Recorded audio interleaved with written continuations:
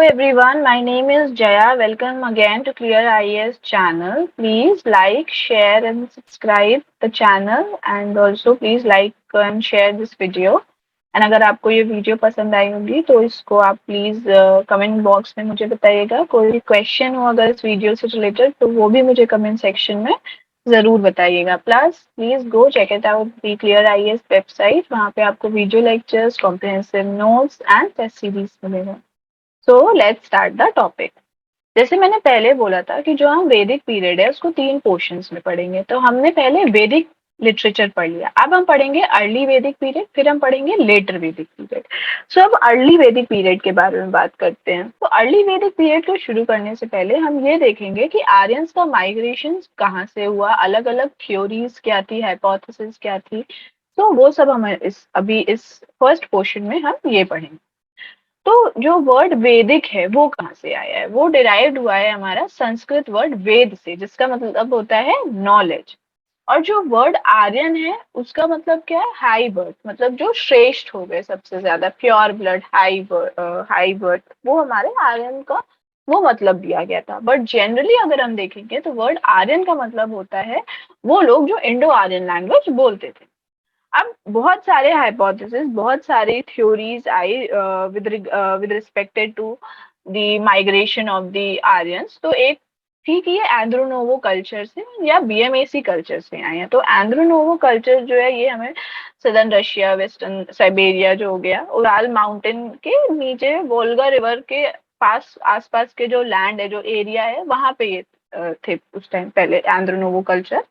And बीएमएसी culture जो हमारा हो गया बैक्टीरिया मार्जियाना आर्कोलॉजिकल कॉम्प्लेक्स या फिर ऑक्सिस सिविलाइजेशन भी जिसको बोलते हैं। ये हम आर्कोलॉजिकल नेम देते हैं ब्रॉन्ज एज को, modern bronze age culture of Central Asia. इसका प्रेजेंट डे अगर हम देखेंगे कहाँ पे हो गया, तो ये Turkmenistan, northern Afghanistan, north eastern Iran, southern Uzbekistan and western Tajikistan. And ये वहां से माइग्रेट होके Sapta Sindhu region and eastern Afghanistan, north west frontier province, Punjab and western UP side है। फिर बहुत सारी मैंने जैसे बोली थ्योरीज हैं। तो यहाँ पे तीन मेजर हाइपोथेसिस हैं।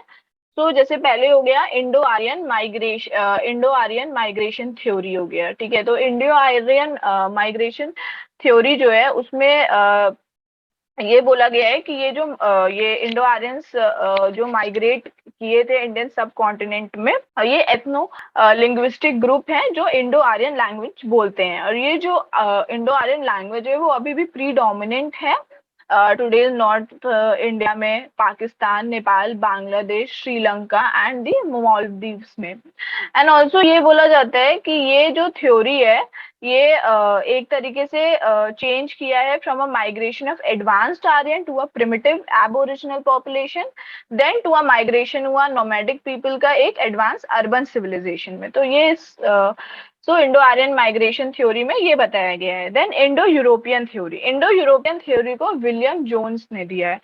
जो इंडो यूरोपियन है ये पेट्रियार्कल या पेट्रीलिनियर एक सोसाइटी है। पेट्रियार्कल जो मेल डोमिनेंट हो गई, पेट्रीलिनियर जो हमारी जो लाइन है, जो हमारी फैमिली लाइन है, वो मेल डिसेंडेंट से होते हुए आ रही है।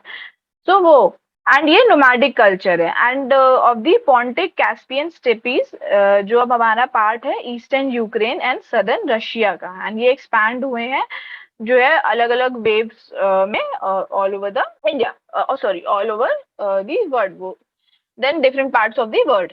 देन इंडिजिनस आर्यंस की बात करते हैं। तो इंडिजिनस आर्यनिज्म को हमने इंडिजिनस आर्यन थ्योरी भी कहा है या फिर आउट ऑफ इंडिया थ्योरी भी, या इंडियन उरहमत थ्योरी भी बोला गया है। ये थ्योरी प्रोपाउंड करती है कि जो इंडो आर्यन जो आर्यंस थे वो इंडिजिनस थे इंडियन सब कॉन्टिनेंट, मतलब वो इंडियन सब कॉन्टिनेंट के ही लोग थे। एंड फिर ये जो इंडो यूरोपियन जो थे ये रेडिएट हुआ है from the homeland in India, मतलब वो इंडिया से रेडिएट हुआ है towards the present location. And अगर हम ये देखें, मतलब इंडिया, अगर हम इंडिजिनस आर्यंस में ये बोल रहे हैं कि ये इंडिया इनका होमलैंड है और फिर ये बाकी की जगह पे जो ये माइग्रेट हुए हैं, ये रेडिएट हुए हैं, तो हम ये बोल सकते हैं कि जो लोग थे हड़प्पन सिविलाइजेशन के, वो लिंग्विस्टिकली आर्यंस थे। एंड प्लस ये जो ऋग अर्ली वैदिक पीरियड है, ये जैसे ही हमारा Harappan civilization, Indus valley civilization जो हम बोलते हैं, वो डिक्लाइन हुआ था, तभी ये आया था। तो उसमें हमने एक थ्योरी भी देखी है, आर्यन इन्वेजन थ्योरी देखी है, कि आर्यंस ने इन्वेड किया था उस टाइम पे जो हड़प्पन सिविलाइजेशन चल रहा था उसको इन्वेड किया था। तो एक आर्यन इन्वेजन थ्योरी भी है यहाँ पे। फिर बाल गंगाधर तिलक जो थे, अपने बुक में उन्होंने बताया कि ये आर्टिक होम है, जो एक अपनी उनकी बुक थी आर्टिक होम इन द वेद, उसमें उन्होंने प्रोपाउंड किया है कि ये जो लोग हैं ये नॉर्थ पोल, उन्होंने नॉर्थ पोल एक थ्योरी, मतलब ये जो ओरिजिनल होम है आर्यंस का, वो आर्टिक रीजन है। देन स्वामी दयानंद सरस्वती ने प्रोपाउंड किया है कि ये तिब्बत से आए हैं। मैक्स म्यूलर ने जो है बहुत फेमस थ्योरी दी है, सेंट्रल एशिया थ्योरी, जो हमारी बोक हज कोई इंस्क्रिप्शन है उसने भी कंफर्म किया है सेंट्रल एशिया थ्योरी की करेक्ट है वो, कि जो आर्यंस है वो सेंट्रल एशिया उनका होमलैंड था, फिर वो वहां से वो इंडिया आए। फिर अर्लीस्ट आर्यन जो थे वो पैस्टोरल थे। अच्छा, अब हमें ये आर्यंस के बारे में जैसे पता लगा कि ये अब डिफरेंट डिफरेंट वर्ल्ड रीजन्स में रहते हैं अराउंड द वर्ल्ड। तो इसमें हमें ये कैसे पता लगा? तो हमने मतलब कुछ ना कुछ कॉमन लिंक्स हमें दिखा है, कुछ ना कुछ कॉमन फीचर हमें दिखा है, तभी हमने ये ये जो है लाइन किया है कि हाँ, तभी हमने बताया है कि जो है ये यहाँ से माइग्रेट होके यहाँ आए हैं। तो ये कॉमन लिंक्स क्या है? तो अगर हम देखें तो लिंग्विस्टिक बेसिस पे हम देख सकते हैं। सो लिंग्विस्टिक बेसिस में इंडिया में ऋग्वेद में कुछ आर्यंस के फीचर्स बताए गए हैं। ठीक है, ईरान में एक बुक है जैन अवेस्टा करके, ठीक है, एक बुक जैन अवेस्टा करके बुक है।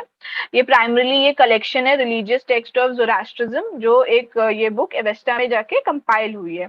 ये अर्ली ईरानियन लैंग्वेजेस में लिखी गई है और ये एंशिएंट ईरानियंस बोलते थे। अब इसमें कुछ वर्ड्स हैं, ठीक है, या इसमें कुछ वर्ड्स हैं, इसमें कुछ ऐसी चीजें हैं जिसका बहुत ही क्लोज कनेक्शन है, बहुत ही सिमिलैरिटी दिखाता है, बहुत ही सिमिलर है संस्कृत, जो हमारी ऋग्वेद में संस्कृत लैंग्वेज है उससे ये जो है ईरानियन जो लैंग्वेज है ये बहुत ही सिमिलर है, क्लोज है थोड़ी सी। देन ग्रीक में जो है, जो होमर्स की बुक थी ओडिसियन इलियड, उसमें भी आर्यंस के फीचर्स बताए गए कि ये पैस्ट्रल थे, इनके पास बहुत सारे हॉर्स थे, रथ थे, सांस्कृतिक कल्चर था। तो ये सारे हमें बताया गया, लिंग्विस्टिक बेसिस से हमें पता लगा सिमिलैरिटीज। देन हमें एक कार्बन डेटिंग से पता लगा कि एक डीएनए M17 आर्कोलॉजिस्ट ने निकाला था, जो सदर्न रशिया में मिलता है। वही जो है हमारा ईरान में भी दिख रहा है, ईरान में भी दिख रहा है, यूरोप में भी दिख रहा है, एंड फिर इंडिया में भी दिख रहा है। बेसिकली इंडिया में, नॉर्थ इंडिया में थोड़ा ज्यादा दिख रहा है। सो ये सारे इन सारी जो थ्योरीज है, मतलब इन सारे जो कॉमन लिंक्स है, इससे भी हमें पता चलता है कि आर्यंस के बारे में हमें पता लगता है थोड़ा। फिर ये पेट्रियार्कल सोसाइटी है, male dominant, and most important animal इनका क्या थे? हॉर्स थे, डोमेस्टिकेटेड। अब ये माइग्रेट हुए तो कुछ रीजन भी होता है माइग्रेशन का। तो कुछ रीजन ये बताया गया कि इनके पास हॉर्स थे तो इन्होंने चैरियट्स बनाए। ठीक है, देन जो ये पैस्टोरल सोसाइटी थी तो डेसिकेशन ऑफ पास्चर लैंड हो रहा था, या फिर पॉपुलेशन इनकी बढ़ रही थी, रिवर्स जो था अपना कोर्स चेंज कर रही थी। तो इन सब रीजंस की वजह से भी ये माइग्रेट हुए हैं, ये ऐसा बोला जाता है। फिर ये पेट्रिलिनियर फैमिली लेके आए अपने साथ। पेट्रिलिनियर मींस वेरी रिलेटेड है to the family line of male descendants. तो ये वर्शिप करते हैं स्काई गॉड, उनके हॉर्सेस एंड चैरियट्स को। जैसे मैं पहले बताया कि चैरियट्स जो थे स्पोक्ड व्हील्स, एंड ये बैंड्स में माइग्रेट करते थे, झुंड में माइग्रेट करते थे। जो अर्लीस्ट वेव थी आर्यंस की जो माइग्रेट हुई है इंडियन सब कॉन्टिनेंट में, वो 1500 बीसी, हमने अराउंड 1500 बीसी वो ऋग्वेद में ऐसा लिखा गया है। फिर एक इंस्क्रिप्शन है, बोगहास्को इंस्क्रिप्शन। अब जैसे कि जो आर्यंस है, अब वो माइग्रेट हुए ड्यू टू वेरियस रीजंस। तो कुछ आर्यंस जो है वो इन्वेड किए यूरोप को, तो फिर वो एंसेस्टर्स बन गए ग्रीक्स के, लैटिन के, कोल्ट्स एंड टॉटिन्स के। देन कुछ एनाटोलिया चले गए जहाँ पे उन्हें हिटिटीज बोला गया, कुछ बेबीलोन चले गए जहाँ उन्हें कैसाइड्स बोला गया, कुछ नॉर्थ ईस्ट सीरिया चले गए जहाँ पे उन्हें मितानी बोला गया। तो इन इन कुछ ये नेम है, जैसे ये हमारा एक बोग हास्को इंस्क्रिप्शन है, उसमें ये पर्टिकुलरली ये जो दो नेम है, तानी और मितानी के बारे में बताया गया है। ये जो बोग हास्को इंस्क्रिप्शन है, ये जर्मन आर्कियोलॉजिस्ट ह्यूग विंकलर जो थे इन 1906 उन्होंने डिसाइफर किया था। ये इंस्क्रिप्शन हमारा एक क्ले टैबलेट के फॉर्म में हमें मिला है बोग हास्कोई में, जो कैपिटल थी हिटिटीज एम्पायर। एंड इस इंस्क्रिप्शन में हमें एक पीस ट्रीटी या फिर एकॉर्ड देखने को मिला है बिटवीन द हितानी जो एनाटोलिया के थे एंड मितानी जो नॉर्थ ईस्ट सीरिया के थे, उनके बीच में। एंड इसमें चार वैदिक डेटीज के बारे में बताया गया है, गॉड्स के बारे में बताया गया है, जो थे Indra, Mitra, Varuna and Nasatya, that is Ashwini Kumar. ये गार्ड डेटीज थे इस एकॉर्ड के। प्लस इसमें हमें ये चीज भी ये प्रूफ किया है इस इंस्क्रिप्शन में कि जो सेंट्रल एशिया थ्योरी है वो करेक्ट है, क्योंकि इसमें ये बोला गया कि जो एशिया माइनर जो था ये ओरिजिनल होमलैंड था आर्यंस का। तो इससे हम ये इंडिकेट लगा सकते हैं कि जो ट्रांजिशन हुआ था आर्यंस का, वो सेंट्रल एशिया से वो इंडिया की तरफ हुआ था। ठीक है। एंड प्लस ये 418 हमने जो है ऋग्वेद पीरियड, ऋग्वेद में भी पढ़ा है। फिर कुछ आर्कियोलॉजिकल ट्रेसेस हमें देखने को मिले हैं, जैसे कि सॉकेटेड एक्सेस, ब्रॉन्ज डर्ग्स, स्वॉर्ड एंड ये सब नॉर्थ वेस्ट इंडिया में मिला है। देन आर्कियोलॉजिकल एविडेंस देखने को मिला, जैसे हॉर्स क्रेमेशन जो स्वात वैली पाकिस्तान में देखने को मिला है। और जो अर्लीस्ट इंडो आर्यन थे वो eastern Afghanistan, north west frontier province, Punjab, ये रीजन में ये लोग रहते थे। और वहां पे जैसे कि अब जो सिंस अफगानिस्तान को इंडो आर्यंस ने ऑक्यूपाई किया था, ईरानियन आर्यंस, तो कुछ टाइम के लिए तो ये इनको हमने अराया या फिर हारिया भी बोला जाता है, नारियंस को जिन्होंने ऑक्यूपाई किया है अफगानिस्तान को। तो उस वहां पे इनको अराइया या हराइया भी बोला जाता है। और आर्यंस जो वर्ड था वो 36 टाइम्स हमने ऋग्वेद में देखा है। अब ये हमने पढ़ा कि आर्यंस कहाँ से माइग्रेट हुए, वेरियस थ्योरीज जो हो गए, इंस्क्रिप्शंस जो भी था, ये हमने देखा। अब हम देखेंगे कि वैदिक पीरियड जो दो पीरियड्स में डिवाइडेड है, अब उसके अंदर क्या क्या आर्यंस के मतलब सोसाइटी के फीचर्स थे उस टाइम के, वो हम पढ़ेंगे। तो वैदिक पीरियड जो है वो डिवाइडेड है दो पीरियड में, जो एक ऋग वैदिक हो गया जिसको हम अर्ली वैदिक पीरियड बोलते हैं 500 BC to 1000 BC, then later Vedic period जिसको हम 1000 बीसी से 600 बीसी मानते हैं। अब ये अर्ली वैदिक पीरियड को हम लोग ब्रॉड हेडिंग्स में पढ़ेंगे, कुछ जैसे जोग्राफिकल एरिया या geography of early Vedic period, political structure, society, position of women, economic life and religion of early Vedic period. ये अर्ली वैदिक पीरियड का एक ये मैप है। इसमें जैसे कि हम अर्ली वैदिक पीरियड में ये माउंटेन के बारे में बताया गया है, मूजवंट के बारे में बताया गया है, देन रिवर्स के बारे में अर्ली वैदिक पीरियड में बहुत बताया गया है। ठीक है। ये क्लैंस के बारे में बताया गया है, Turvasu, Puru, Bharata clan, Paravata, Yadu clan, then Krivi clan, Druhyu clan. तो ये सारे जो क्लैंस थे इनके बारे में हमको अर्ली वैदिक पीरियड में हमें ये क्लैंस बताया गया है। तो ज्योग्राफी अगर हम देखेंगे अर्ली वैदिक पीरियड की, तो जो ऋग्वेद है ये ओनली सोर्स ऑफ नॉलेज है इस पीरियड का, मतलब हमें जितनी भी इंफॉर्मेशन मिली है वो सब हमको ऋग्वेद से मिली है।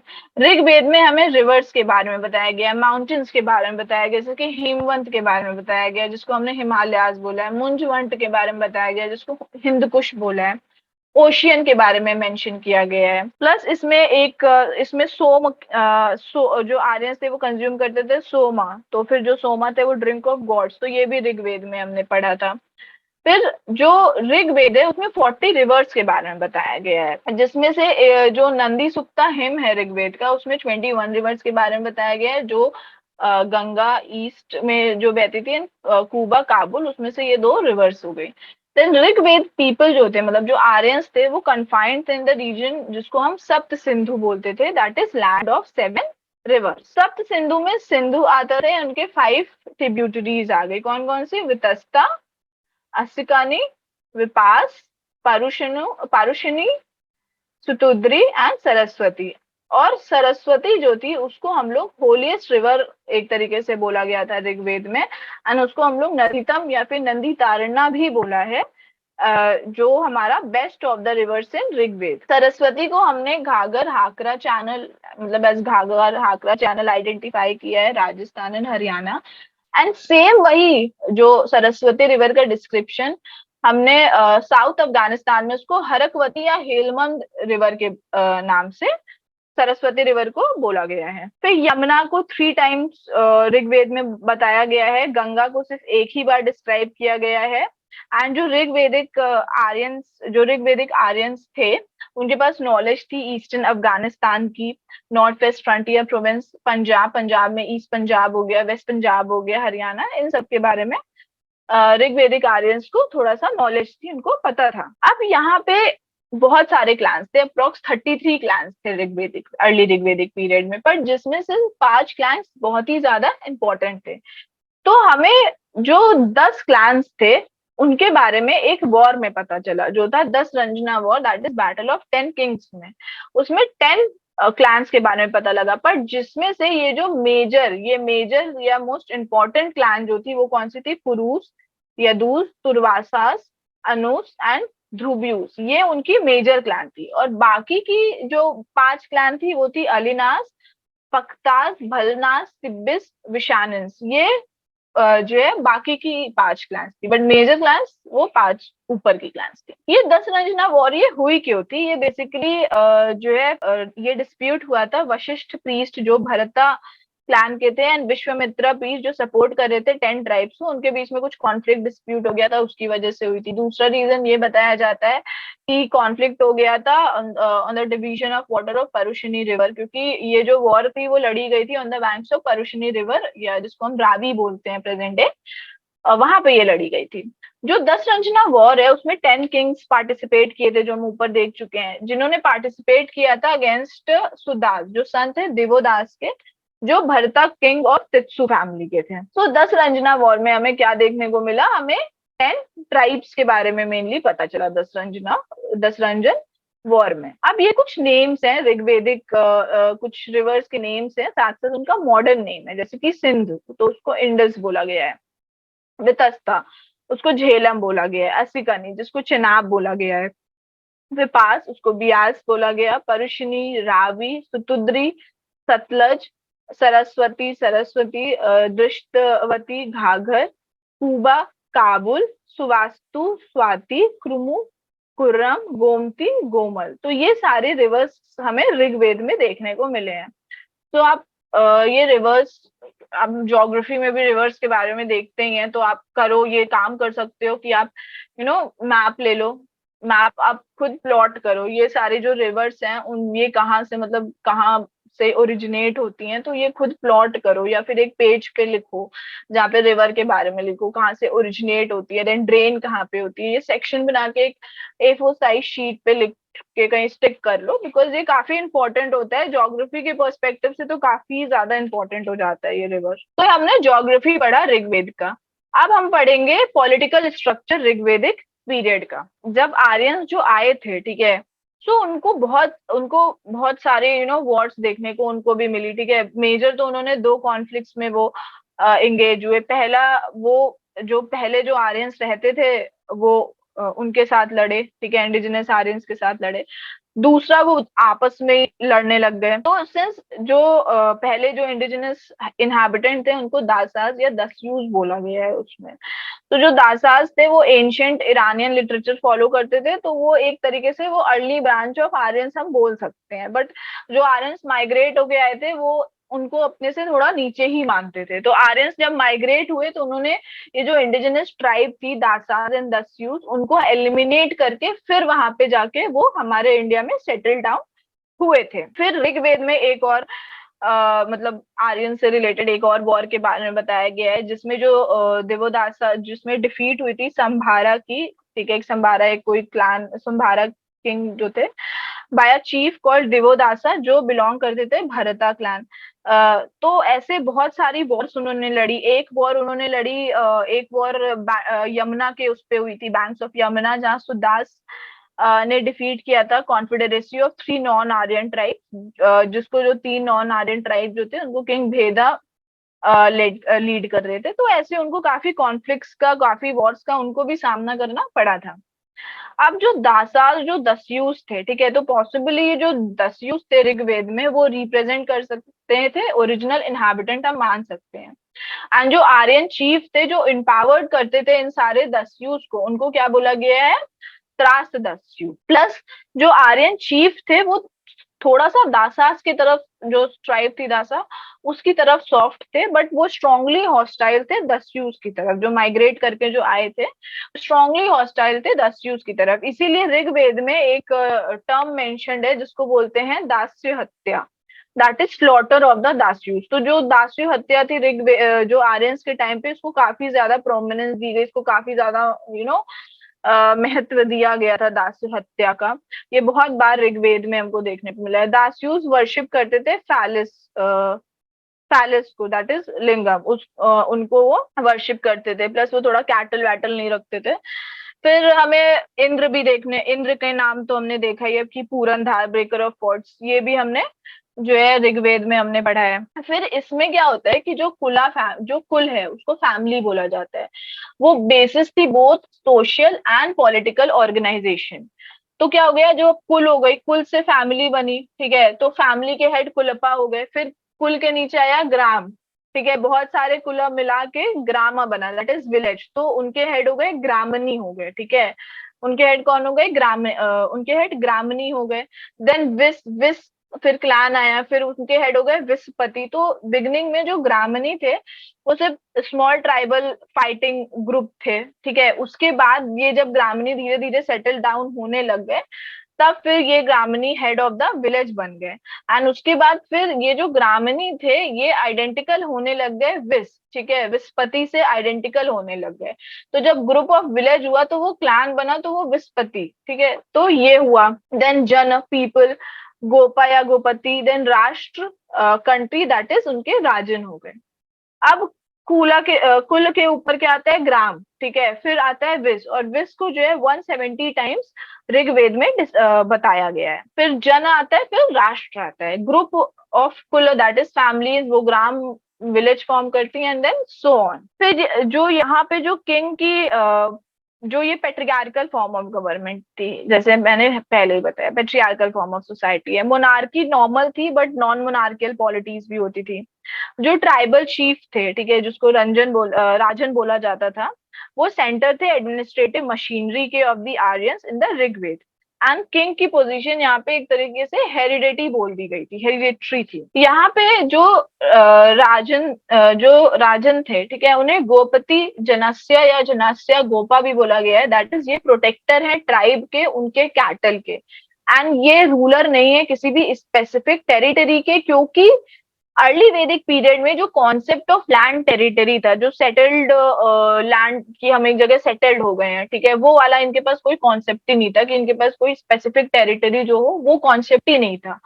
तो ये फॉर्ट करते थे war on the behalf of जन, मतलब यहाँ पे सिर्फ जन के बारे में बताया गया है। बाद में हम लेटर वैदिक पीरियड में हम एक पढ़ेंगे जनपद, दैट इज टेरिटरी। तो ये अभी अर्ली वैदिक पीरियड में टेरिटरी सेटल्ड जो बोल सकते हैं टेरिटरी, उसके बारे में नहीं बताया गया। तो कॉन्सेप्ट ऑफ लैंड टेरिटरी जो था वो एब्सेंट था अर्ली वैदिक पीरियड में। जो किंग थे उनको असिस्ट करते थे पुरोहित या डोमेस्टिक प्रीस्ट, एंड वो किंग के प्रोटेक्टर थे, फ्रेंड थे, फिलोसफर थे, गाइड थे।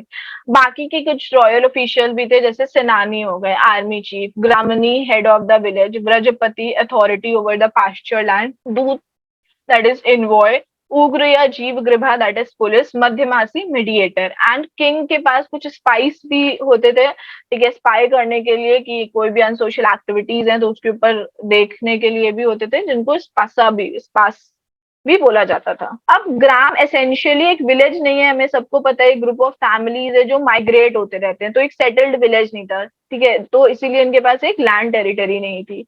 ग्राम, अब इनके पास कोई स्टैंडिंग, जो उस टाइम के जो ऋग्वेदिक जो लोग थे, कोई स्टैंडिंग आर्मी नहीं थी, किंग के पास कोई भी स्टैंडिंग आर्मी नहीं थी।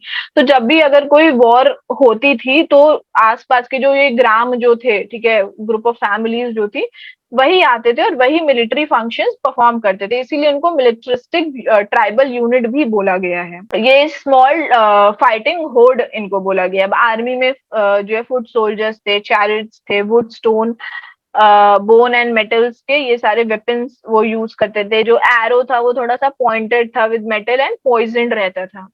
जो वॉर अगर 2 ग्राम दो ग्रुप ऑफ फैमिलीज के बीच में वॉर होती थी तो उसको संग्राम बोल दिया जाता था। अब कुछ असेंबलीज इसमें आती हैं जो बहुत इंपॉर्टेंट है। असेंबलीज विधाता आती है, फिर सभा और समिति आती है। ये 3 असेंबलीज हमने पढ़ी है। तो पहले विधाता विधाता 122 टाइम्स ऋग्वेद पीरियड में आई मेंशन की गई है, एंड ये मोस्ट इंपॉर्टेंट एक तरीके से असेंबली ऋग्वेदिक पीरियड में बोली गई है। जो विधाता असेंबली है ये सेक्युलर थी, रिलीजियस एंड मिलिट्री पर्पस के लिए थी। ये यहाँ पे जो अर्लीस्ट फोक असेंबली थी आर्यंस के लिए, जहाँ पे सारे काइंड ऑफ फंक्शन जो भी होता है, इकोनॉमिक हो गया या मिलिट्री हो गया, रिलीजियस, सोशल, हर तरीके के जो भी फंक्शंस होते थे वो इस असेंबली में परफॉर्म किया जाता था। इसमें एल्डर्स बैठते थे विधाता असेंबली में। जो विधाता ये कॉमन ग्राउंड था to clans and tribes for the worship of their gods as well. Then Sabha या सभावती। तो जो टर्म सभा है ये डिनोट करता है बोध असेंबली ऋग्वेद में भी एंड लेटर वैदिक पीरियड में भी। वुमेन जो बैठती थी सभा में तो सभावती बोला जाता था, वो भी अटेंड करती थी, विमेन भी अटेंड करती थी ये असेंबली। ये बेसिकली एक किन बेस्ड असेंबली थी, एंड इसमें जो है विमेन भी आती थी, बट लेटर वैदिक पीरियड में फिर विमेन का आना यहाँ पे जो है डिबार्ड कर दिया गया था। फिर ऋग्वेद जो थे उसमें सभा जो थी, ठीक है, ऋग्वेदिक पीरियड में जो सभा असेंबली थी वहां पे गैम्बलिंग भी होती थी, and dance, music, which craft, magic, ये सब होता था। अगर आपने गैम्बलिंग अगर आप देखे हो, जैसे महाभारत में जब जो है वो दुर्योधन हो गए, ठीक है, एंड इस साइड मतलब कुरु एंड पांडव्स के बीच में जब वो होता है ना गैम्बल खेला जाता है जिसमें द्रौपदी को दाव पे लगाया जाता है, तो उस टाइप का यहाँ पे गैम्बल भी खेला जाता है। देन इसमें पैस्टोरल अफेयर्स डिस्कस किए जाते थे। ये परफॉर्म करता था judicial and administrative functions, and ये एक्सरसाइज करता था judicial authority as well. Then Samiti Samiti जो है ये हमें ऋग्वेद में दिखाई गई है। ये भी इम्पोर्टेंट है, इसकी इम्पोर्टेंस हमें ऋग्वेद के एंड में बताई गई है। समिति ये एक फोक असेंबली है जहाँ पे ट्राइब गैदर्ड होते थे for transacting the tribal business. ये फिलोसफिकल इश्यूज डिस्कस करते थे, एंड मेजरली ये कंसर्न होते थे with religious ceremonies and prayers. और समिति में ही एक रेफरेंस दिया गया है कि जो राजन थे वो इलेक्ट भी होते थे एंड री इलेक्ट भी होते थे बाय दी समिति। जो ऋग्वेद है उसमें सिर्फ एक ही बार इंडिकेट किया गया है कनेक्शन ऑफ वुमेन विद सभा, वेयर एज जो विधाता है उसमें फ्रिक्वेंटली एसोसिएट किया है विद द वुमेन एक्टिवली जो पार्टिसिपेट करते थे। तो मतलब ऑल दो बाद में अगर देखें तो बाद में विधाता असेंबली जो थी लेटर वैदिक पीरियड में कंप्लीटली डिसअपेयर हो गई थी। फिर सभा और समिति बची थी, बट उसके भी इतना कुछ खास इंपॉर्टेंस नहीं था। बट ज्यादातर मतलब जो ऋग्वेद में जो सभा के साथ जो वुमेन का एसोसिएशन था वो इतना नहीं देखा गया एज कम्पेयर टू विधाता। फिर जैसे हमने बताया कि गना गना एक असेंबली या ट्रूप्स होती थी, एंड जो लीडर होते थे गना के उन्हें गणपति बोला गया था। ये अर्ली परिषद, फिर एक अर्ली परिषद आते थे, वो मिलिट्री असेंबली होती थी, partly matriarchal and partly patriarchal थी, दोनों थी। फिर यहाँ पे कोई भी डॉक्ट्राइन नहीं था, और डिविनिटी जो एसोसिएट करता है वो किंगशिप से। यहाँ पे सिर्फ एक ही किंग था, पुरुकुत्सा।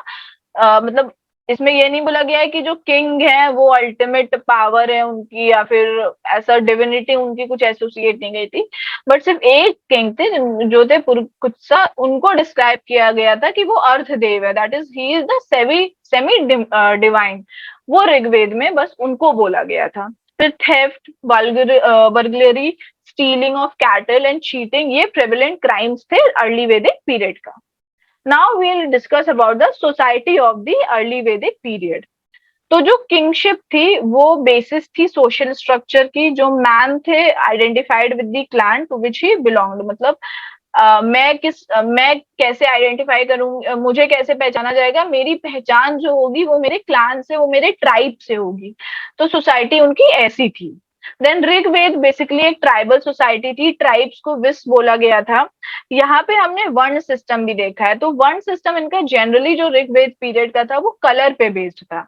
तो ऋग्वेद में आर्यन वंश जो थे आर्यंस, और एक दासा वंश थे नॉन आर्यंस। तो ये डिस्टिंक्शन था on the basis of the colour. तो जो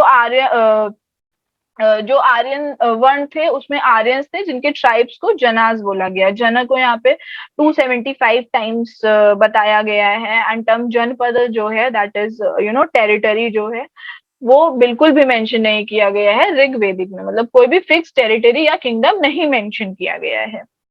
फिर यहाँ पे जो दासा थे या फिर दस्यूस थे, वो उनको आर्यंस कॉन्क्रीट कर लेते थे। फिर उनको वो एक तरीके से स्लेव्स की तरह ट्रीट करते थे। सो जो दासा और दस्यूस की जो पोजीशन थी यहाँ पे वो काफी ज्यादा खराब थी, क्योंकि वो स्लेव्स की तरह उनको ट्रीट किया जाता था। जो ट्राइबल सोसाइटी थी वो 3 ग्रुप्स में डिवाइडेड थी, priest, warriors and common people. जो सेम पैटर्न जो हम ईरान में फॉलो कर रहे थे, तो वो वही यहाँ पे भी फॉलो किया जाता था। अब हमें ये पता है कि जो हमने वन सिस्टम जो देखा है पहले से कि क्षत्रिय होते हैं, ब्राह्मण्स होते हैं, वैश्य, देन शूद्र आते हैं। तो जो फोर्थ डिवीजन था शूद्र का, वो ऋग्वेद के एकदम एंड में जो है बताया गया था। जो अर्ली ऋग्वेदिक पीरियड में था उसमें इतना जो ये हमारा on the basis of the वर्ण सिस्टम जो था उसके ऊपर इतना डिस्टिंक्शन नहीं हुआ था। यहाँ पे शूद्र वर्ड एकदम एंड में बताया गया। जब हम लेटर वैदिक पीरियड में जाएंगे तो वहां पे सोसाइटी को डिवाइड कर दिया गया था क्षत्रिय, ब्राह्मण्स, वैश्य एंड शूद्रास में। तो शूद्रास जैसे हमने वैदिक लिटरेचर में भी पढ़ा है कि ये 10th मंडल में आता है, जो पुरुषा सुक्ता में आता है 10th मंडल में शूद्रास को पहली बार बताया गया है। तो यही यहाँ पे भी ऋग्वेद में ये एकदम एंड में शूद्रास बाद में बताया गया है। ये पेट्रियार्कल फैमिली थी, पेट्रीलिनियर फैमिली थी। एंड यहाँ पे अगर किसी बेटे का बर्थ होता था उसको बहुत ही प्रेयर की जाती थी and no desire for the daughters. फिर ऋग्वेद में क्या होता था, जो डिफरेंशिएशन था वो बेस्ड था ऑक्यूपेशन पे, बट डिवीजन इतना कुछ शार्प नहीं था। मतलब जो सोसाइटी थी उसमें थोड़े बहुत डिविजन्स रहते थे, वो कलर के बेस पे हो गए, ठीक है।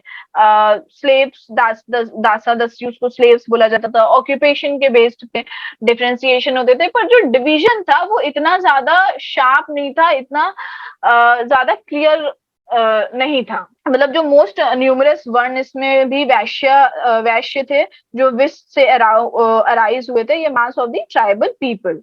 फिर जब toward the end of the early Vedic period यहाँ पे एक्सप्लॉइटेशन होने लग गया विश का, जिससे क्या हुआ, सोशल इनइक्वालिटीज क्रिएट हो गई। एंड इससे जो प्रिंसेस एंड प्रीस्ट थे उनकी जो पोजीशन थी वो काफी ज्यादा बढ़ गई at the cost of the common tribal people. But still जो सोसाइटी थी अभी भी वो क्या थी, वो ट्राइबल थी एंड इगैलिटेरियन थी। जो ऑक्यूपेशन वो इतना हेरिडेटरी नहीं था, जो बाद में इतना हेरिडेटरी बना दिया गया था कि अगर आप जैसे कि अगर आप स्टोन मेकर हो तो फिर आप कि अगर पापा वो हैं तो आप भी वही होगे। तो ये एक हेरिडिटरी बाद में ऑक्यूपेशन को बनाया गया था। बाद में इतना डेफिनेट जो इतना शार्प डिवीजन हुआ था सोसाइटी के बीच में, अभी इतना नहीं हुआ था। चाइल्ड मैरिज इतने वेग नहीं थी। देन काऊ, अगर अगर जो काऊ थे वो अघन्य था, ठीक है। काऊ वॉज ऑलरेडी डीम्ड अघन्य, मतलब काऊ को जो गाय थी आप उसको मार नहीं सकते हो। अगर आप उसको मारोगे तो that will be like punishable offence. Then जो ऋग्वेद में पेनल्टी थी डेथ ऑफ, या डेथ मतलब अगर आपने गाय को मारा तो पेनल्टी क्या है, डेथ है, या एक्सपल, या आपको एक्सपेल कर देंगे किंगडम से अगर आपने गाय को जरा सा, अगर आपने गाय को जरा सा भी नुकसान पहुंचाया तो। जो दासा और दस्यूस थे उनको आर्यंस कॉन्क्रीट करते थे, जैसे पहले बताया, स्लेव्स बना देते थे एंड ग्रेजुअली फिर उनको शूद्रास में at the end of the period Shudras में ट्रांसफॉर्म कर दिया जाता था। तो यहाँ पे राइट टू प्रॉपर्टी भी हमने देखने को मिली in respective of movable things like cattle, horse, gold, ornaments, and also in respect to immovable things like land and houses. Meat of fish, birds, animals, ये भी देखने को मिला है। अब हमें गाय देखने को मिली है तो उनके मिल्क एंड मिल्क प्रोडक्ट्स भी देखने को मिले हैं। देन अल्कोहलिक ड्रिंक्स जो हो गई, सूरा या सोम, ये भी कंज्यूम किया जाता था। आर्यंस वैसे तो एग्रीकल्चरल थे बट पैस्ट्रल ज्यादा थे, ठीक है। अगर प्राइमरी ऑक्यूपेशन उनका जो था वो पैस्ट्रल थे। अब यहाँ पे जो दासास थे, ठीक है, जो दास थे उनको बहुत सारे नामों से बोला गया। उनको अव्रता भी बोला गया, जो ओबे नहीं करते थे ऑर्डिनेंस ऑफ गॉड्स को। फिर उनको क्रतु बोला गया, जो जो है सैक्रिफाइसेस नहीं फॉलो करते थे। देन उनको अनासहा बोला गया, स्नब्ड नोज। देन मिद्रवाच, दैट इज इंडिस्टिंक्ट स्पीच। कृष्णातवाच, दैट इज डार्क स्किन। तो उनको अलग अलग नाम से भी बोला गया था। यहाँ अम्यूजमेंट भी बहुत ज्यादा ऋग्वेद में, म्यूजिक, डांसिंग, चैरियट रेसिंग, ये सब भी देखने को मिला, डाइसिंग। तो ये सारी चीजें भी हमें ऋग्वेद में देखने को मिली। देन यहाँ पे एक कम्युनिटी थी, ट्रेडिंग कम्युनिटी, पानिस, उनके बारे में भी हमें पता लगा। जो पानिस थी, ये ट्रेडिंग कम्युनिटी थी, इनके पास बहुत सारे कैटल्स थे, आर्यन इनको डिस्पाइस करते थे, मतलब इन्हें इतना पसंद नहीं करते थे। फिर मैरिज जो थी वो मोनोगैमी थी, पॉलीगैमी थी, एंड पॉली एंड्री थी, मतलब एक हस्बैंड एक वाइफ। देन आपकी जो है पॉलीगैमी, मतलब एक हस्बैंड बहुत सारी वाइफ, पॉलीएंड्री एक वाइफ बहुत सारे हस्बैंड। तो ये था कॉन्सेप्ट ऑफ गोत्र, जो था वो अराइज नहीं हुआ था ऋग्वेदिक पीरियड में। तो जो लोग थे, जो ऋग्वेदिक पीपल थे, वो शादी कर लेते थे किसी भी गोत्र से। अब जब हम लेटर वैदिक पीरियड में जाएंगे, तो वहां पे जो गोत्र का जो कॉन्सेप्ट था, जो गोत्र के बेसिस पे जो डिवीजन था, वो बहुत ज्यादा देखने को मिला। तो इसीलिए कोई भी इंसान, मतलब कोई जो नीचे वाला जो शूद्र जो थे, ठीक है, जो लोअर कास्ट थी, वो अपर कास्ट से शादी नहीं कर सकती थी, ऐसा था। फिर सुपरस्टिशियस भी यहाँ पे था कि लोग सुपरस्टिशियस थे टू क्योर द डिजीज, और भी चीजों को लेके वो सुपरस्टिशियस थे। देन पोजीशन ऑफ वुमेन, तो ऋग्वेदिक पैट्रियार्कल थी, मेल डोमिनेंट, पैट्रीलिनियर थी, मेल डिसेंडेंट लाइन चली आ रही थी। एंड पेट्री लोकल सोसाइटी थी। पेट्री लोकल सोसाइटी मीन्स कि जो विमेन थी, अगर उनकी शादी हुई है तो फिर वो अपना घर छोड़ के वो अपने पति के घर पे आके रहने लग जाएंगी। तो ये पेट्री लोकल सोसाइटी हो गई। डॉटर्स, जो बेटी के जो बर्थ था, उसको इतना माना नहीं जाता था, बट अगर वो एक बार पैदा हो गई तो फिर उनको बहुत अच्छे से भी रखा जाता था। उनकी एजुकेशन को नेग्लेक्ट नहीं किया जाता था। इवन कुछ जो हिम्स जो थे, वो कुछ लड़कियों ने ही कंपोज किए थे, ठीक है। कुछ तो सीयर्स की रैंक पे पहुंच गए थे। देन जो लड़कियों की शादी भी प्यूबर्टी के बाद होती थी, एंड जब उनकी एजुकेशन पूरी हो गई तब उनकी शादी कराई जाती थी। गंधर्व विवाह था, that is love marriage. And monogamy rule थी, बट पॉलीगैमी भी थी, पॉलीएंड्री भी थी। वुमेन का पोजीशन जो था हाउस होल्ड में, जो घर में जो वुमेन का पोजीशन था, वो काफी अच्छा था, उन्हें बहुत ऑनर के साथ रखा जाता था। प्रैक्टिस ऑफ नियोग था, ठीक है। नियोग क्या होता है? नियोग में अगर किसी वुमेन के हस्बैंड मर जाते हैं, तो जो हस्बैंड का जो भाई होता है, यंगर भाई, उसके साथ शादी करा दी जाती है उस वुमेन की। तो ये नियोग की प्रैक्टिस थी। वुमेन विधातर सभा में पार्टिसिपेट भी करती थी। एंड कुछ वुमेन पोएट्स के भी नाम बताए गए, जैसे कि अपाला, लोपामुद्रा, विश्वरा, देन घोष। ये वुमेन्स थी उस टाइम की, ये पोएट थी। वाइफ जो थी वो पार्टिसिपेट करती थी रिलीजियस ऑफरिंग्स में विद देयर हस्बैंड। कोई भी, मतलब सेक्लूजन ऑफ जो विमेन था, ठीक है, किसी भी तरीके से विमेन के ऑनर को कम नहीं दिखाया गया, उनको सेक्लूड नहीं किया गया कहीं से। सो एक तरीके से वुमेन की पोजीशन अर्ली वैदिक पीरियड में अच्छी थी, ठीक है। मतलब ठीक है, डॉटर्स का बर्थ वो लोग डिजायर नहीं करते थे, बट अगर एक बार पैदा हो गई तो काफी अच्छे से रखा जाता था। सो वुमेन की पोजीशन एक तरीके से अर्ली वैदिक पीरियड में सही थी। देन इकोनॉमिक लाइफ हम देखते हैं अर्ली वैदिक पीरियड की। तो जो लोग थे अर्ली वैदिक पीरियड के, वो प्रीडोमिनेंटली पैस्ट्रल थे। हमें पता है एग्रीकल्चरल भी प्रैक्टिस होता था, बट मेन ऑक्यूपेशन इनका पैस्ट्रल थे। बहुत सारे एनिमल्स वो लोग डोमेस्टिकेट करते थे, बट मोस्ट इम्पोर्टेंट कौन सा एनिमल था? काऊ था। एंड जो मेन थे, अगर जिनके पास बहुत सारी कैटल हैं, तो उनको क्या बोला गया था? उन्हें गोमात बोला गया था। और अगर आपकी जो वेल्थ है, आज की डेट में वेल्थ हम लोग कैसे मेजर करते हैं कि भाई हमारे पास पैसा है, फेम है, प्रॉपर्टीज है, इसके बेसिस पे हम देखते हैं। बट अर्ली वैदिक पीरियड में आपको अमीर कैसे बोला जाएगा? कि आपके पास कैटल कितनी है। अगर आपके पास ज्यादा कैटल है तो आप बहुत अमीर हो। तो जो नंबर ऑफ कैटल्स थी वो डिटरमाइन करते थे वेल्थ को। फिर जो कैटल थी उनको गिफ्ट्स या दक्षिणा के तौर पे प्रीस्ट को भी दिया जाता था। अगर वो यज्ञ में परफॉर्म कर रहे हैं, कुछ कर रहे हैं, तो वो उनको एक तरीके से दक्षिणा के तौर पे दिया जाता था। उस टाइम पे जो लैंड था, मतलब लैंड एक तरीके से डोनेशन का नहीं था, आइटम नहीं था कि मतलब लैंड को डोनेट नहीं किया जाता था एक तरीके से। लैंड सिर्फ पास्चर के लिए थी, ये नोमैडिक थे, एक जगह सेटल्ड नहीं होते थे, घूमते रहते थे, तो कोई फिक्स्ड सेटलमेंट नहीं था। जो कैटल था वो मीडियम ऑफ एक्सचेंज भी बोला गया है। जो टर्म्स हैं जो for war in the Rigveda, उस मतलब जैसे अगर जो टर्म्स फॉर वॉर होता था ऋग्वेद में, उसको भविष्य बोला गया था, that is search for cows. तो जो ज्यादातर जो वॉर्स होती थी वो जो आपके कैटल थी उसके लिए लड़ी जाती थी ज्यादातर वॉर्स। लोग जो है इसलिए भी लड़ते थे, उनको ग्रेजिंग ग्राउंड चाहिए रहती थी जहां पे वो अपने कैटल्स को जाके कैटल्स को लेके जा सके, तो इसलिए भी लड़ाई की जाती थी। प्रेयर्स होती थी, यज्ञ कराए जाते थे आपकी आपकी कैटल की वेल्थ बढ़े। तो ये सारी प्रैक्टिसेस होती थी। तो एक तरीके से कैटल जो थी उनको बहुत ज्यादा महत्व दिया गया था। जो एक पाने जैसे हम पहले पढ़े ट्रेडिंग कम्युनिटी थी, ये नॉन आर्यंस थे जो बार्टर सिस्टम में इन्वॉल्व थे। और ये जो पानस थे उनको बहुत क्रिटिसाइज किया गया है ऋग्वेद में, बिकॉज ये गाय को चोरी करते थे, इसीलिए इनके पास बहुत ज्यादा huge, they had the huge cattle wealth. और अर्ली वैदिक पीरियड में एग्रीकल्चर सेकेंडरी था टू दी पैस्टोरलिज्म।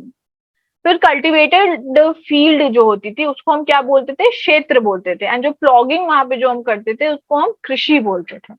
एंड जो प्लॉग हमारे पास होते थे उसको हम लंगला या फिर सिरा बोलते थे। एंड प्लॉग शेयर को क्या बोलते थे, फला बोलते थे। तो ये सारे नाम आपको ध्यान में रखने हैं। फिर ऋग्वेद जो थे उसमें एक रेफरेंस दिया गया है ऑफ प्लॉग्ड फील्ड का, स्टोन पुली व्हील्स का एंड इरिगेशन चैनल्स का भी।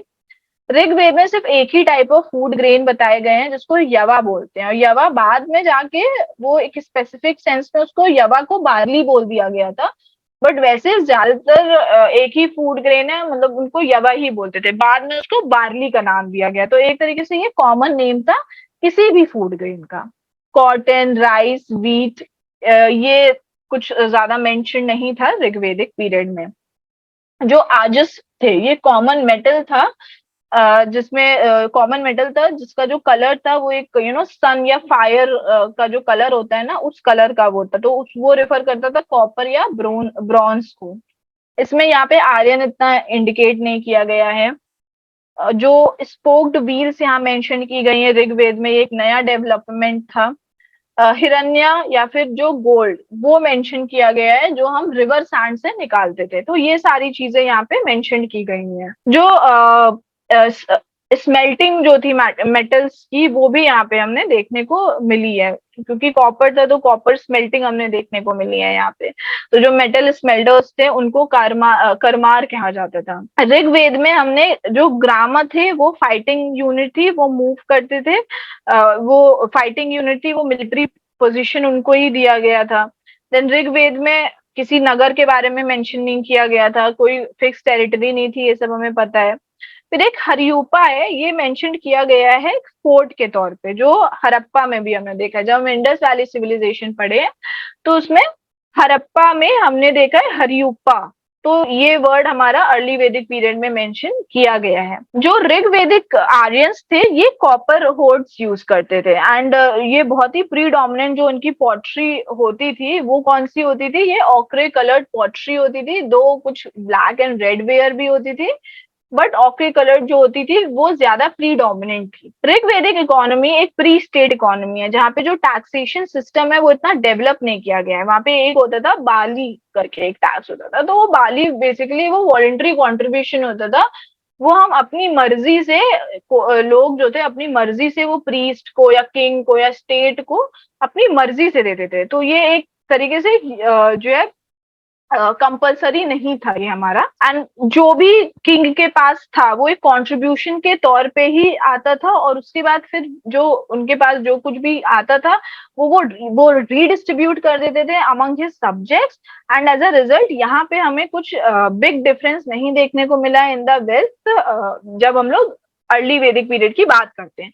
लेटर वैदिक पीरियड में हम क्या देखते हैं कि जो भी कलेक्शंस ऑफ टैक्सेस होते थे, कॉन्ट्रीब्यूशन जो भी किंग के पास आते थे, वो आपस में बांट लेते थे, वो जो ब्राह्मण्स होते थे, जो क्षत्रियास होते थे, वो आपस में बांट लेते थे। तो वहां पे हमने देखने को मिला है कि बहुत ही ज्यादा जो है indifference in respect of the wealth हमने जो है लेटर वैदिक पीरियड में देखने को मिला है। यहाँ पे जो किंग थे, जो स्टेट थे, वो आपस में ही सब रीडिस्ट्रीब्यूट करते थे। Religion in early Vedic period. सो जो ऋग वैदिक थे, ये एक एंथ्रोपोमॉर्फिक थे नेचर, मतलब इनको, ये जो आर्यंस जो थे, जो natural phenomena, various natural phenomena है, वो उसको इतना समझ नहीं पाए थे, वो इतना एक्सप्लेन नहीं कर पाए थे। तो जो नेचुरल फोर्सेस थी, जो नेचर था, तो वो उनको एक तरीके से पर्सोनिफाई कर देते थे, वो उनको मानने लग गए थे।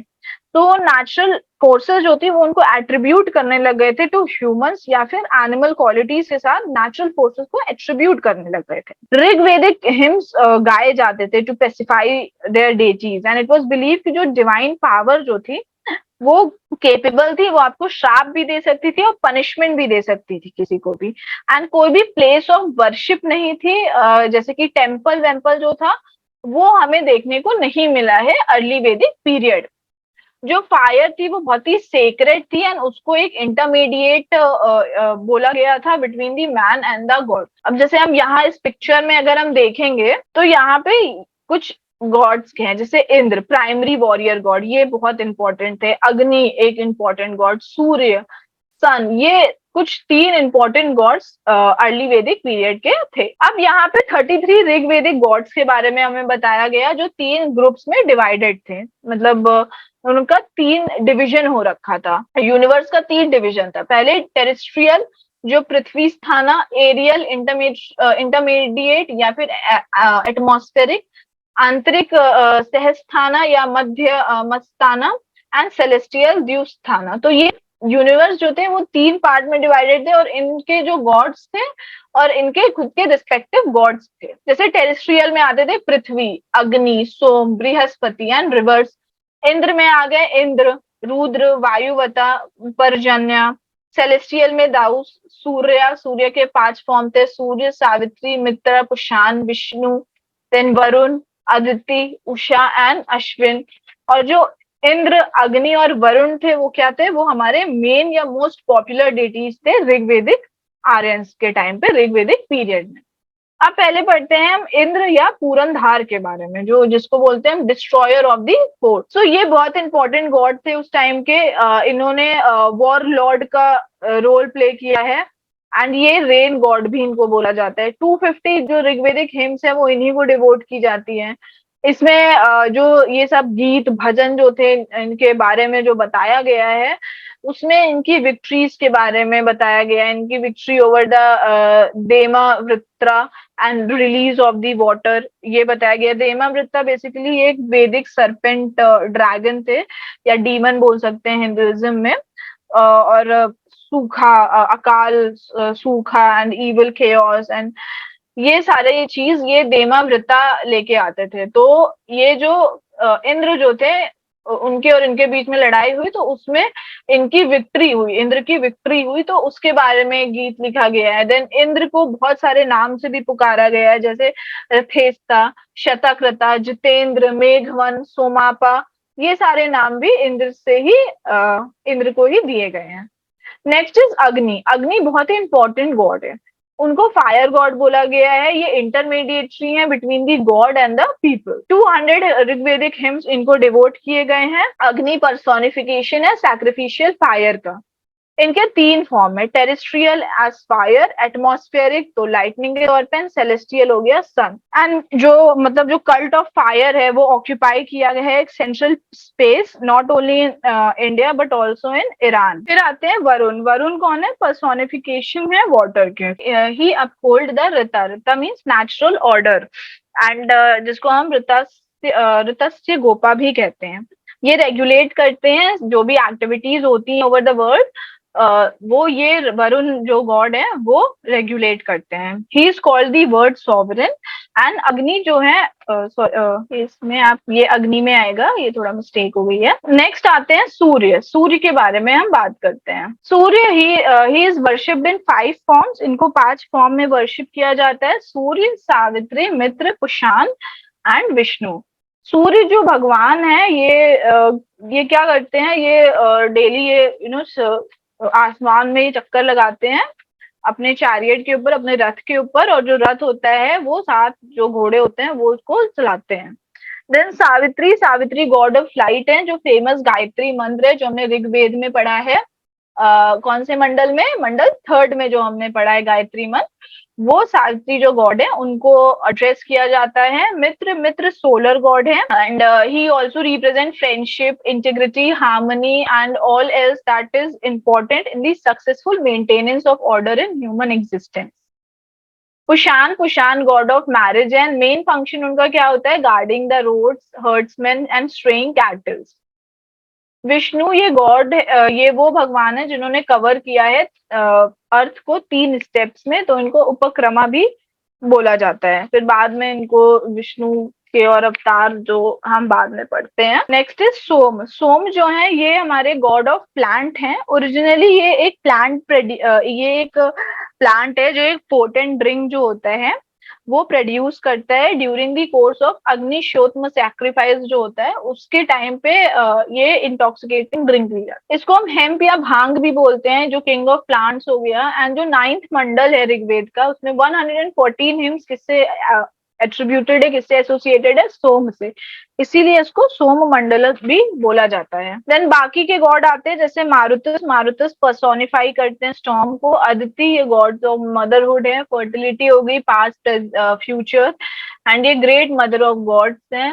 अर्नायानी, that is god, goddesses of forest. Nirriti, god of decay and death. Ushas, goddesses of dawn. Vastospati, god of settlement. Rudra, god of animals. Dyaus, oldest god and father of the world. Yama, god of death. Ashwin यनात्स्य, god of health, youth and immortality. And Sindhu, तो ये सारे God's हो गए। And sometimes ये जो God's थे उनको विजुअलाइज किया जाता था एक तरीके से एनिमल्स के फॉर्म में, बट कोई एनिमल वर्शिप हमें देखने को नहीं मिली है। जो नेचर था ऋग्वेदिक रिलीजन का वो हेनोथीजियम था, दैट इज वो बहुत सारे गॉड्स पे बिलीव करते थे, बट जो है हर एक गॉड की खुद की इंपॉर्टेंस होती थी, हर एक गॉड की खुद की स्टैंडिंग होती थी, एंड हर एक गॉड अपने में ही जो है सुप्रीम थे एक तरीके से। जो डोमिनेंट मोड जो थी वर्शिप की, वो क्या होता था कि वो हम जो रिसाइट करते थे प्रेयर्स उसके थ्रू होती थी, सैक्रिफाइसेस परफॉर्म करते थे, बहुत सिंपल सेरेमनीज जैसे कि यज्ञ, सैक्रिफाइसेस, ये सब परफॉर्म करते थे। सैक्रिफाइसेस में हम लोग दूध, घी, ग्रेन, फ्लैश, सोम ये सब देते थे। जो ऋग्वेद जो थे वो भगवान को इसलिए वर्शिप नहीं करते कि उनका स्पिरिचुअल अपलिफ्ट हो, उनको शांति मिले, ठीक है, या उनकी मिजरीज जो परेशानियां हो वो खत्म हो जाए, वो इसलिए करते थे कि उनको वेल्थ मिले। वेल्थ हम जैसे आगे पढ़े हैं कि वो प्रे करते थे कि उनको कैटल कैटल ज्यादा मिले, तो उसलिए वो प्रे करते थे, ठीक है, उनको चिल्ड्रंस मिले, पशु, कैटल, फूड, वेल्थ, उनको इस ये सब मिले, इसीलिए वो जो है बेसिकली प्रे करते थे। तो that's all for today, thank you so much. हमारा अर्ली वैदिक पीरियड खत्म हो गया, अब हम आगे पढ़ेंगे लेटर वैदिक पीरियड। अगर आपको इसमें कुछ नहीं समझ में आया हो तो प्लीज कमेंट सेक्शन में बताइएगा। अगर आपको कोई क्वेश्चन हो तो मुझे पूछिएगा। अगर ये वीडियो आपको अच्छी लगी हो तो वो भी कमेंट सेक्शन में मुझे बताइएगा। Thank you so much, and please like, share and subscribe this channel.